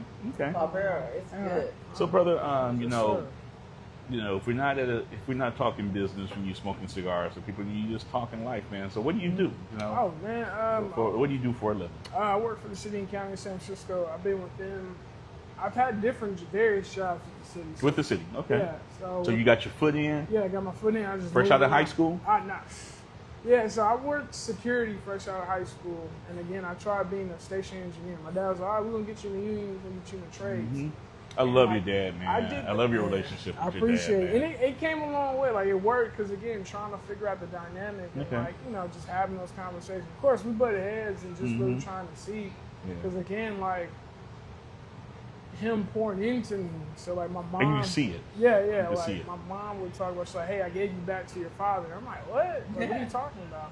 And so she explained to me about that process. She's like, "Hey, there are things that I'm not gonna be able to teach you. She's like, I can teach you some stuff, but when it comes to really having integrity and just being a man of your word, your father's gonna have to do that." So. Now you were raised by both, right? Yeah, You're my parents, married. my parents were Yeah. married for Let me ask, but 30 this is Oh, yeah, cigar yeah. conversations. Man, my parents were married for 37 years. Okay. So I'm like, they've been doing that, and I was like, dang, that's great. That is interesting, Yeah. because I've heard that type of statement when the parents are not together. So for your mom to say that, and you are raised in the same house with both of them, that's even more. No, What do it you is. think about That's that? Being a because mother, I mean, the a little bit woman- louder. The Go ahead. mother, the woman runs the house. Mm-hmm. That's her job, whether it be the bills, the children, whatever. The husband may be the head of the family, but the mother oversees the family. She takes care and makes sure that everything. No, true. Yeah. And, Yeah. seeing their marriage, it just taught me about, like, I would consider them an army of two. So my parents been together since they were. You were in the army? No. Okay. I They say are. army. I consider them an army of two. Oh, army two two. Gotcha. individuals. Okay. And so, like, they definitely take on the world together. They was Yeah. like, nah, ain't nobody coming over here. Yeah. Like, nah, we not Yeah. just that handling business. I was like, Yeah. all right, y'all stand on business. Thanks, mom and dad. So, but yeah, so it's just a situation of, you know, the times that, like, my dad would teach me stuff, and just, he answered every question I asked. Like, I was asking questions. Dad, what's this mean? This, that, and this, that. So I take it even further. So music. So, my parents love music. My mom listens to jazz. Both of them listen to jazz, and so for example, like Ice Cube. You know, I'm actually wearing a shirt from, like, it says Supreme, but the font is from my Ice Cube album, Predator. Yeah. And so when we listen to Ice Cube cassette tapes, early '90s, he was telling me about listening to lyrics and understand, like, hey, like, look, don't fall into this trap of just listening to music. Like, you know, yeah, people done drugs, sold drugs, whatever, but that's not your path. You don't need to go down that path. You know, just understand that this is for entertainment and things like that. He was like, I don't know if somebody shot Ice Cube did a drive-by. I doubt it. But he was just like, you know, at the end of the day, just know it's for Reality entertainment. versus Exactly. they selling records. Exactly. Yep. So he told me, he was just telling me about that, and you know, it was just really interesting, and just really just trying to gravitate to that. And so my parents just tell me a lot of stories of when they were growing up, and, like, understanding that there are lessons in the stories that they're telling me. So I was like, all right, cool, that. You know, I kind of looked at them like I don't know about, like, yeah. I was like, One of the things I was doing that stuff like that. One of the things that we've observed and like about you is you're you know, a young man, you know, and your wife. I got gray hair. Yeah, but you know, you're a younger man still. But you know, you're married. Yeah. You know, and you seem to have a very good marriage, and definitely a supportive one. You know, this is my second marriage, and my wife supports me and brings. No, she definitely do. Yeah, and brings out the best in me. She does. So, how long have you been married? It'll be 2 years next month. Okay. It'll be 2 years. How long have you been together? Yeah. Oh, we started talking. I made talking. I haven't heard that in a while, man. We first met in 2019, and it's interesting. All right. So the thing with me is I'm good with faces, and so my memory is, like, I'm on point. And so I seen her on a dating website back in, like, 2014, 2015. Okay. And so I was like, wow, she's cute, she's pretty. You swiping left and right. Yeah, I'm like, oh, okay. I added her, and I didn't reach out to her on the dating website. I was like, all right. And then I get off the site. I wind up seeing her years later in 2019. In person? Okay. So I was like, is that her? It is her. Send her a message back in 2014. Yeah. So I was like, hey, it's her. Oh, snap. So, and from that day forth, it was like August. Now, who approached you? Oh, I approached her. Okay. So, she said something to me first. So I figured. she was trying I figured because that's how we were. But listen, this is how she approached me. Okay. She turned around. We were at this work event at Square, and it was like a black ERG event. So all the tech companies have, like, different clubs. So you remember, like, in high school, middle school, you have the BSU, stuff like that. Yeah. Tech companies do the same. And so they have the black ERG, and we all met. And mind you, me and my homeboy got invited by another person who worked there. He didn't show up, so it was just me and my homeboy. And so, you know, all these people in black, you know, companies, black tech people, you know, sitting down talking, you know, networking, things like that. I was the only person there who worked for the city. So when they found out, like, oh, what you doing here? I'm all work for the city of San Francisco. Oh, wow, okay. So we all started talking.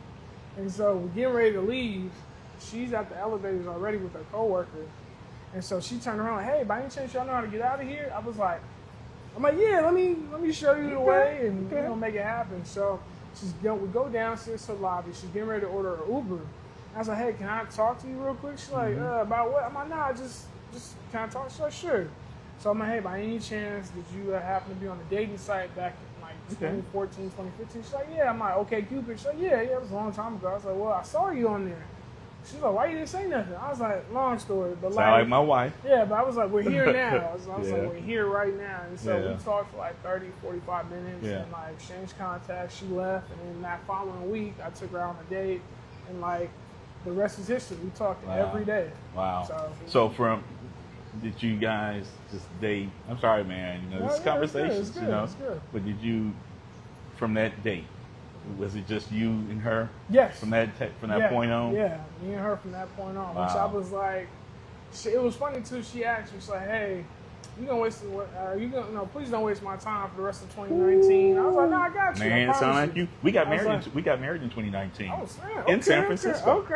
Okay. See the relationships, Yeah, man. It See, happens. yeah, It happens. Yes. yeah, connections. So it was just like I said, it was just organic. It wasn't forced. Just conversing back and forth, playing catch. I didn't waste her time. She definitely didn't waste my time, which I appreciate. Yeah. And we just made it happen. We both said like on our first day, like, hey, I'm looking for like my last relationship, and I really want to pour into somebody. I was like, okay, cool. Yeah. Like let's do it together. Yeah. And just kept it going. Now we got 2 kids, two girls, and Yeah. we still be like, Yeah.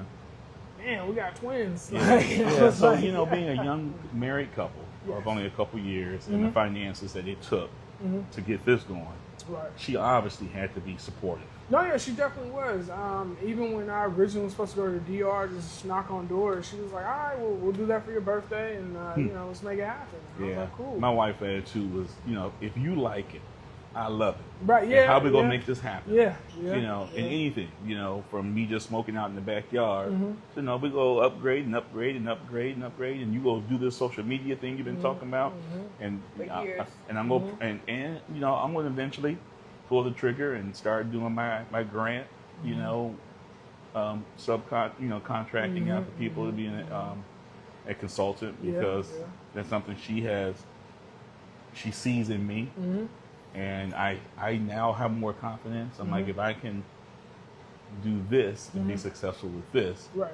I'm going to do this other thing as well Exactly. too. Exactly. Because it does take a strong woman to really No, I do. help. Just that real help. support. And I'm like, 'Cause I always say there wouldn't be no President Barack Obama without Michelle no, Obama. yeah. Never yeah, would have been. Yeah, no, it's true. And like, you have to have the right person in the corner, honestly. Because Yeah. I've been in a situation where you guys don't see eye to eye and things just don't work. Yeah. It just does not Yeah. happen. What do you do? How do you guys work through that? Honestly, so in the beginning, I left. So I was engaged previously. Okay. And like, we ended that engagement. And then like months later, I wound up leaving. So you avoided conflict? Yeah, no, I'm a head on, like, I like to handle conflict. I The don't. right thing, yeah. I'd be like, nah, let's blam. Yeah, my wife, when we were dating, this is- when we were dating, we didn't have this conversation, but when we got engaged, and she told me, she says, we're going to address any issue we have Right, before we go to bed correct. or go to sleep. It may not even be resolved, and it probably won't be resolved, but we go speak about what's on our mind, which was hard for me, because I kind of try to act like nothing happened or I don't want to avoid the conflicts. And I'm only asking because you guys have a very very strong relationship. Look like I ain't gonna front. On our first date, we talked about therapy. So in my previous adult relationships, like we did couples therapy because again we helpful. Yeah, Do you very advise? helpful. Do you? Because black people don't go into therapy Oh, for anything. Yeah. So, you did with it. that, Good for yeah. you. So my parents, growing up, they would tell me about therapy, and like they wanted to do something different from how they grew up. And so it was like, they grew up in the time where children were meant to be seen, not heard. And so, Feel like that. yeah, and I'm like, my parents were like, no, like we want you to talk. You ain't gonna talk crazy to us, but we want to know what you're Good thinking. parents, man. Yeah, Good and parents. so I was like, all right. So it was kind of hard. I'm like, you want me to talk? Yes. Like, what are you feeling? What are you thinking? Let's dive deep. I was like, oh, okay. I don't like this, and this. Yeah. Why don't you like it? Yeah. Well, I don't know. Well, let's figure that out. Yeah, you knew what you were getting into when you agreed to talk with Yeah, us, yeah, right? yeah, I'm You with know, it. We we talked about cigars, Yes, man, but yes. this is No, I so. appreciate it. So I'd like to know about your taste. What was your first sub music? Oh, Your first concert. my first concert, it was to see. I went to go see The Weeknd. That was like my first concert. Wow, Yeah. you hella young. Yeah. My first concert was the Jacksons. Yeah. Fresh off of Like, being the Jackson like, 5. I ain't gonna lie. It was, I wanted. Michael Jackson was a year off the wall. Yeah, see, that's how old I I am. ain't gonna lie, man. Like my first concert, I wanted to see Michael Jackson when he was gonna do This Is It tour. I Okay. wanted that to be my first concert. How old are you, But, Keith? I'm 36. Okay. I'll be 37 in October. Okay. And so yeah, but I want that, but he passed. Okay. So you know that Michael Jackson was gonna be my first Okay. concert, but he passed on. Okay. Okay. R.I.P. MJ. But yeah, so I seen The Weeknd, and again, The Weeknd, he's kind of like Michael Jackson. He doesn't do all the dancing, but his music and what he talks about is kind of similar. I mean, even The Weeknd, he says like, hey, if it wasn't for Michael Jackson, I wouldn't be here. So it's cool. Love Prince. Wanted to go to his concert, but yeah, he passed on too. So, yeah, so if you only got one concert left in your life, who would you see? They could still be alive. Yeah, yeah. You watch my videos, you know, but I ain't gonna lie. They could be dead, you know, they come back for you. I'm gonna be real. Who would you see? He's alive. Stevie Wonder. Okay. I would see Stevie Wonder. I saw Stevie. Yeah, see, Man, my mom she was working in San Francisco at a group home. And when you work in nonprofits, you get a lot of free tickets donated. And my mom had got these tickets, man. They were third row seats. Dude, I could see through his sunglasses and see his eyes. That's how close I was that's what I'm to talking Stevie, about. man. It was the Square Circle. You don't even know the album it is, but I saw him. Okay. No, my favorite. So I can give you like my top. I'll do three. Oh, you an easy I'll do conversationalist. three Okay. songs from Stevie. So number one is what is it called? Another Star. I haven't heard that. So Another Star. Wow. I forgot what album it was on. Okay. But he also had another song called Black Man, which is on the same song album, and then Saturn. Okay. Which is also on the same album too. And then, That's your album. Why you don't no, know that? because it's hard. Like, you know, you got Okay. Spotify, you just listen to music and just keep listening to it. Okay. And then, So you like a lot of B-sides, it sound like. Yeah, you I know, definitely do. because there's a lot of good songs that now be starting to hear because of What's the B sound. side? You know, so back in the day. talking albums. You know, so A side would always have like the hits. You know, and B side would just be some fillers. And you know, a lot of the best music were not the ones because actually the A sides is what the company. Right. You know, the company pushed. And I think now, and literally a lot of like rap songs, a lot of their songs are from the B side riffs and stuff. But yeah, okay. All right, your favorite movie? Favorite movie? Man, it's hard. Like, Man, three. you know the questions. I could do top 5 movies. But my number one favorite movie that I have to watch religiously all the time is Boomerang. Okay. Favorite scene from Boomerang? It's hard. There's There's some classic ones in that one. I one. want to say. Let me give you mine. Yeah. Love should have brought your ass home. Yes. Mine was when she pulled out her panties. Oh yeah. She was like, you know what? Yes. Grace Jones. Yeah, that's a classic. yeah. That's a classic. So you can just binge that one. Yeah, so okay. mine, but I can say my favorite scene was, two. So it was when John Witherspoon was talking about coordinating. Oh yeah, And bang, that was bang, really- bang, bang, yeah, bang. I was dying. Yeah. And then my second one is when Marcus and Gerard like made up. Like they were on the rooftop and they hugged it out. Yeah. While Lawrence came up, was like, "Is we good? Yeah, we boys again." He like, "Kid, breathe in for me." I was like, "All right, brotherhood. That's what I want." Okay. So that's number one, and these films helped made me who I was, who I am now. So I wanted to be like Marcus growing up. Yeah. I wanted to have a nice apartment. Dude, and yeah. We just saw something. Oh, the Eddie Murphy special. There is a foundation called the Marcus. What was his last name? Graham. There is a Graham, foundation called the Marcus Graham Foundation, where they literally help. That's the name of the foundation, where they help. Was it like with marketing or something? Yes. Yeah, okay. For marketing, based off of that, because black people hadn't seen that. Yeah, and that's why it was. And it literally was 100% black cast. There are black movies, but there were no. And that was the first kind of like that's the what they were first. saying. Not 100%, 99, because they had a few extras. Yeah, but we talking about but the cast they were saying that was like. an issue they said in the documentary. That it was a big issue. Yeah. They didn't have white.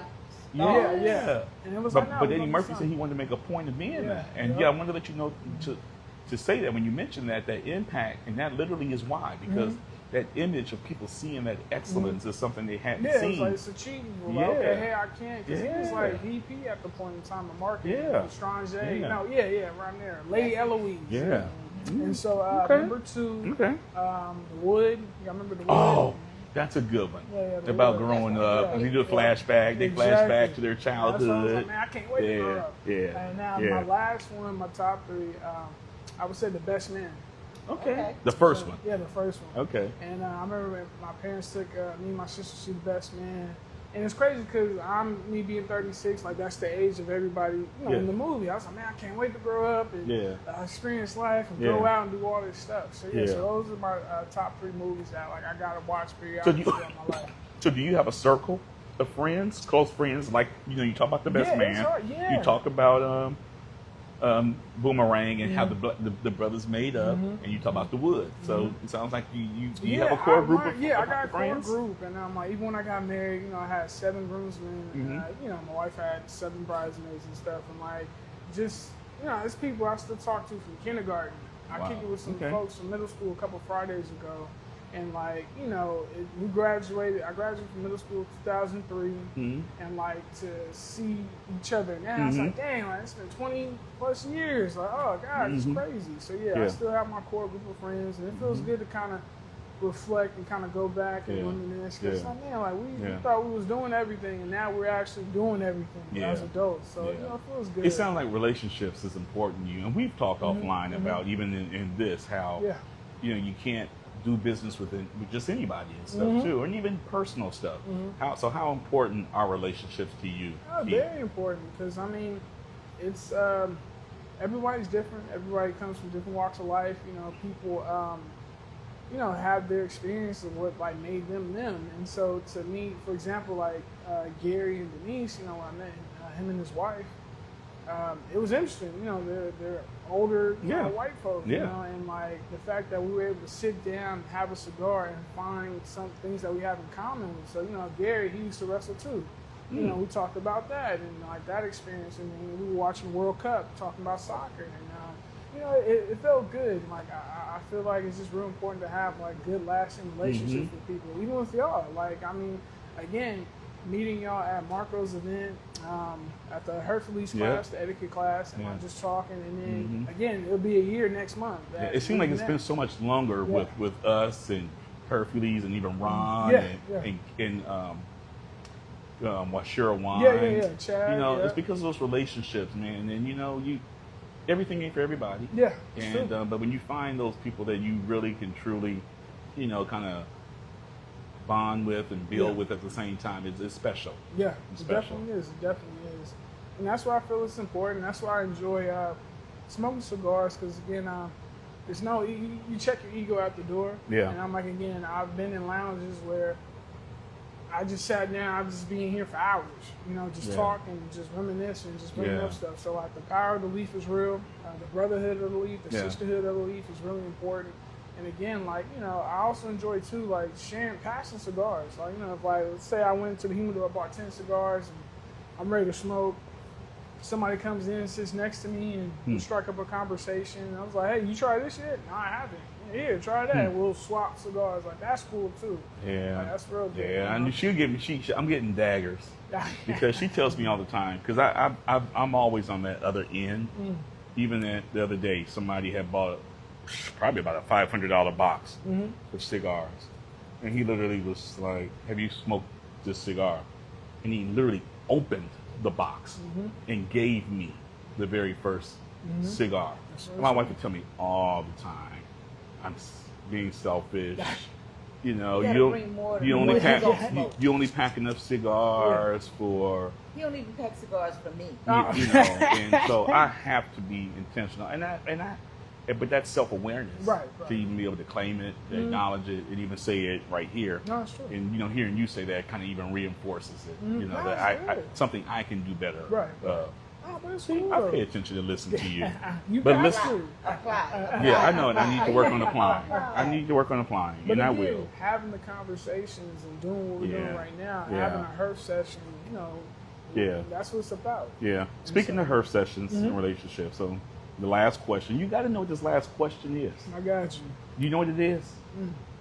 So you don't even be watching the lives. Here and there. Okay. Here and there. I no, watch. you're busy. So let me ask you this. So if you can have a herf session, a one-on-one herf session with anyone, Keith, you know, you don't even know if they smoke cigars or not. Even if they don't smoke cigars, they'll come and smoke a cigar with you, dead or alive. Yeah, I got Who you. would that person be that you sit down and what would you talk about? What would you want to have a conversation about? You know, my grandmother, my mom's mom. So Wow. she passed a few days after my 5th birthday. Mhm. So this was the early 90s. And Mhm.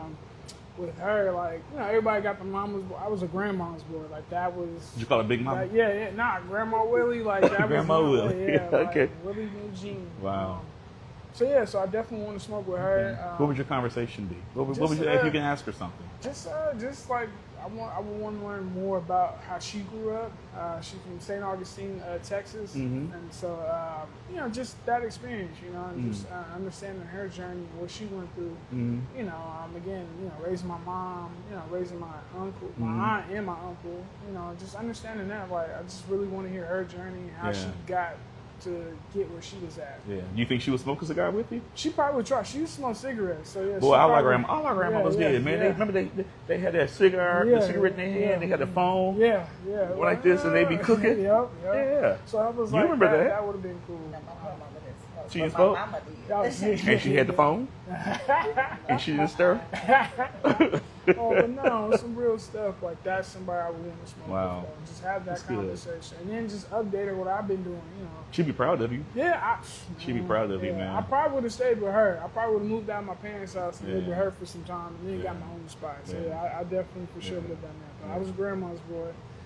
Taking naps and everything. I was a thumb sucker. You know, like I'm like this and watching cartoons all day. Yeah. So yeah. You got anything for Keith, babe? No, it was really nice. Appreciate it. Appreciate it. Every time we did this. Yeah, Thank and I've you, been thank looking you. forward to this because, like I said, man, it's all been business for us. So Yeah. this is really the first time we've actually sat down and had a herb session. Right. And I'm glad. And you were like intentional about, man, we need to do this, you know. And I'm glad that. That was the first people But who put me out but you there. know what? Things happen the way it's supposed to happen. Right. And to do it a year later, to smoke this cigar that we smoked 1st, you know, and we're smoking, you know, one, you know, it means a lot to me. Oh, and I'm likewise, so proud of you, brother. Appreciate you know, and I'm so happy that we played, you know, the little small part of helping bring It was a a big little part. attention. It No, was a a little big small part, man. It's like you're The product is the test. your success with That's true, with that's Chad, you know, and thank you guys for encouraging us to finally stuff Yeah, it out. sticks together. And that was nice, man, and for Father's Day. So, Yeah, it was definitely so cool. anything else you have to say or add? I do want to add this. Me and my dad are going to work on a cigar together. Mm-hmm. We were supposed to go to Nicaragua this month, but we pushed it back, so we're trying to do September, October the latest. And so I'm really looking forward to doing that project with my dad. So what kind of cigar? What's So the next cigar? with the next cigar that's going to be in, we got the name. I'm going to be hush about that. I think I told you about the name You already. did. Yeah, I'm gonna be It's hush something about it. related to your father. Yeah. I remember. And so we want these cigars to be stronger. Again, like me and my dad, we enjoy like the heavy hitters. do a Oscuro one? Yeah, probably. Oh, Like a man, dark- she is turning this girl That's now. that's what we're thinking about doing. We'll give that real old man feel, just that vibe. You sit there, we probably want to do a 5-pack. Trying to figure out the size of the cigar we want it to be. But I definitely want it to be enjoyable and flavorful. So, Now, will this be another trip to the factory? It'll Obviously. be another trip. So definitely. Dad gonna go this time? Yeah, he's gonna come with me this Wow. time. So I'm probably gonna be doing a rebranding process. So I'm gonna change the cigar bands out, update them, probably tweak the boxes just a little bit, and then work on the next cigar with him. And Oh, please, go ahead, man. Go ahead. Thank you for asking. Yeah. So just work on that, and that's gonna be the first. And so right now, to be honest with you guys, I have like 32 different cigar names right now. Okay. Yeah. So I just been from the start, from 2023, I just started thinking like, oh, what I want a cigar to be like, and I just started listening, just listening to everything. You can run them by us. Yeah, I got you. Get all right. No, I got you. Yeah. And so doing that. So I'm good for the next few years. It's just different cigars and stuff. And like I learned that when cigar companies come out, they have to have a story. So like for example, Foundation Cigars, they pretty much kind of do stuff dealing with history. Even with Black Star Line, Eric, he does his cigars are based off of like our history, Black history, things like that. Mount Olympus has Mount Olympus is intentional. I haven't tried these. Good cigars. All right, You cool. know, very good cigars. But he's also very intentional about his line, other than the cigars themselves, but you know the brand, I mean the labels and when he released them, you know, You should do, since you haven't decided on a name, like a contest. You know what I mean? Got you. Whichever one has the most votes, and go with that one. All right. It's just a thought. No, it is a good thought. Get more feedback, more buy-in. like a focus group or something. I mean, y'all in the focus group, so be ready.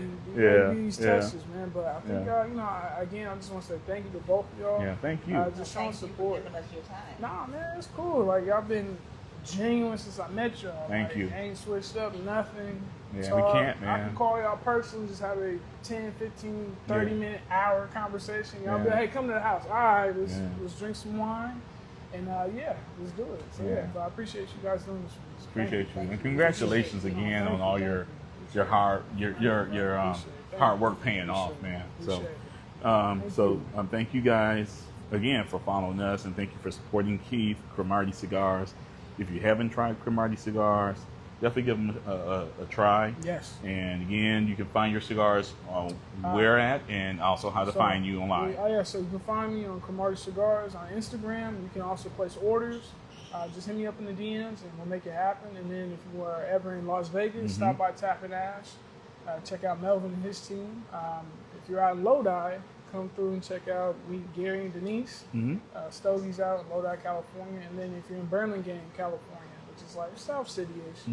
Not too far from the airport. So people that's flying in and staying in San Francisco. Look up Don's Tobacco. So right now I'm working on 2 more lounges. So one is called... All in California? Yeah, all in California. One is in San Francisco, home base. Okay.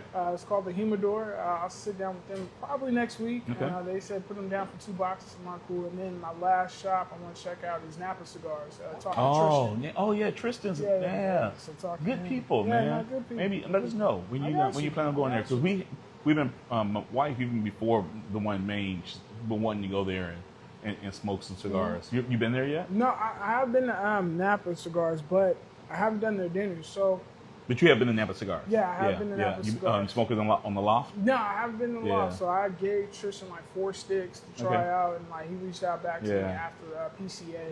And he was like, "Hey man, like let's figure something out." So that's good. If things work out, I might have an opportunity to do a dinner.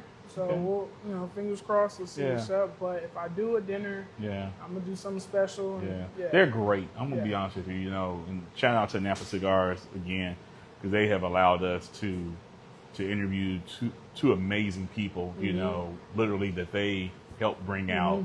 And so that's huge. Michael, right? Yeah, we did Michael Hercules. And then and Pedro. And again, that's with relationships. And we we're very fortunate that they allowed that to happen. But that's very good to hear, man. Is that like an exclusive? It's going. I'm an exclusive that to drop that you may be there. Yeah. That's good to hear, man. Thank you for dropping that. All right, Tristan, y'all got to make it happen now. And Eric, you got to talk to Eric too. Yes, sir. Eric, I think Eric's the owner or the general manager. He is. Yeah, and then I think Tristan's the general manager. Yeah. They're good people. Yeah, they're very good people. Exactly, very good people. So I'm excited, man. All right. Be ready. All right, my beautiful wife. I'll let you close it out. Put you on the spot. Thank you. And thank you for putting some smoke into the air with us. Yeah. And everyone keep it fine and smoke. All right. And don't forget to vote for us. Oh, yeah. I vote twice. No, you got to vote every day. Every 24 hours, because the first cut was 20. Oh. So this week they're cutting down to 15. Okay. And then after that, 10, and then 5. And so right now we're still in the top 5. So we're looking good, but we need to climb up a little bit more. I got you. All right. My word, man. You got my word. I got you. My wife got us out there doing this. I'm doing great. Thank you. Thank you, brother. All right. Oh, you're gonna cut off the camera too. Please. Yeah, man. So happy, man, for you, brother. Thank you. I appreciate it. Yeah, this really transitioned very, very good. It aged well.